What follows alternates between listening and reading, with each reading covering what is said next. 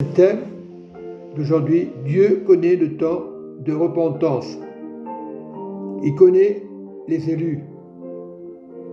Donc Dieu ne peut pas mentir. Matthieu 24, Dieu avertit, il nous avertit, il nous dit, c'est la parole qui dit le Seigneur. Matthieu 24, verset 22, la parole déclare, et si les séjours n'étaient abrégés, personne ne serait sauvé. C'est Dieu qui décide. Le temps de Dieu connaît les repentances. Et bien souvent, on accuse le frère, la sœur. À toi, jamais tu seras pasteur. Mais ce pasteur, on l'a prié pour lui avant qu'il soit pasteur. Ça ne veut pas dire qu'après, il ne va pas se décourager. Donc, il est important de ne pas juger. Dieu nous avertit. Bon, je reprends. Et si ces jours n'étaient abrégés, personne ne serait sauvé. Mais Dieu sait, à cause des élus, ces jours seront abrégés. Si quelqu'un vous dit, alors Christ est ici, ou il est là, ne croyez pas. Parce que beaucoup de pasteurs, beaucoup de ministères, tu peux croire que c'est le bon pasteur et ce n'est pas le bon pasteur. Non, crois à la parole de Jésus. Ne crois pas à la parole, ce qui dit le pasteur. C'est un homme. Moni, c'est ce qu'on fait à l'homme. Beaucoup veulent être pasteurs, mais ils ne sont pas sauvés. Beaucoup veulent donner des conseils, mais ils ne sont pas sauvés. Il y a un temps que Dieu décide. Le temps de repentance, c'est Dieu. Dieu veut que tout le monde soit sauvé et parvienne à la vie éternelle. Si tu veux arriver à la vie éternelle, ne juge pas ton prochain, ne juge pas ton frère et ta sœur en disant jamais tu seras dans le pupitre, jamais, jamais. Ne faites pas des allusions. Voilà le péché dans l'église. Le péché est rentré dans l'église à cause des allusions. On condamne. Oui, tu as un ministère, gloire à Dieu, mais ne condamne pas celui qui écoute la parole. C'est ça le danger des églises. Nul n'est pasteur, il n'y a que Jésus le pasteur. Et le Seigneur nous montre car il se lèvera de faux Christ, de faux prophètes, ils feront de grands prodiges et des miracles. Ça ne veut rien dire. Au point de séduire, au point de séduire. Il y aura des miracles au point de séduire. Ce n'est pas la parole, séduire. Les miracles, ce n'est pas la parole, séduire. Faire croire des miracles, des choses qui ne sont pas arrivées. Beaucoup vont témoigner de miracles, ils ne seront pas guéris. Pour séduire. Il y aura des miracles pour séduire, pas pour la repentance. Parce que le diable est très rusé. Il veut son évangile. Il n'aura pas l'évangile. Voilà.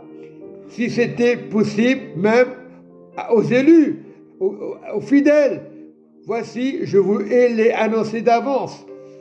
Autant des disciples, Dieu a annoncé d'avance. Et il y a encore des faux prophètes. Si donc, on vous dit, voici, il est dans le désert. N'y allez pas.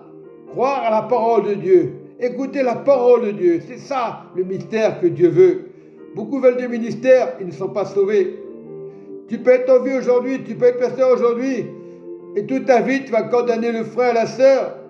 Ça, c'est la voie de l'enchantement. Cherche la voie de Dieu, pasteur, ou ancien, ou fidèle, quand tu viendras. Quand tu seras pasteur, c'est ça le bon moment. Pour le moment, sois fidèle. Même pasteur doit être fidèle à Jésus.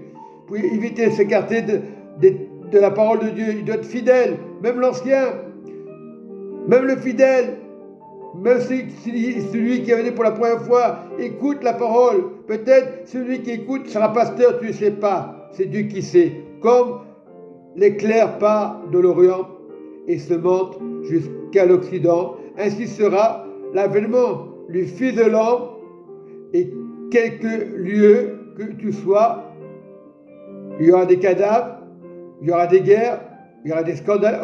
Aussitôt, après ces jours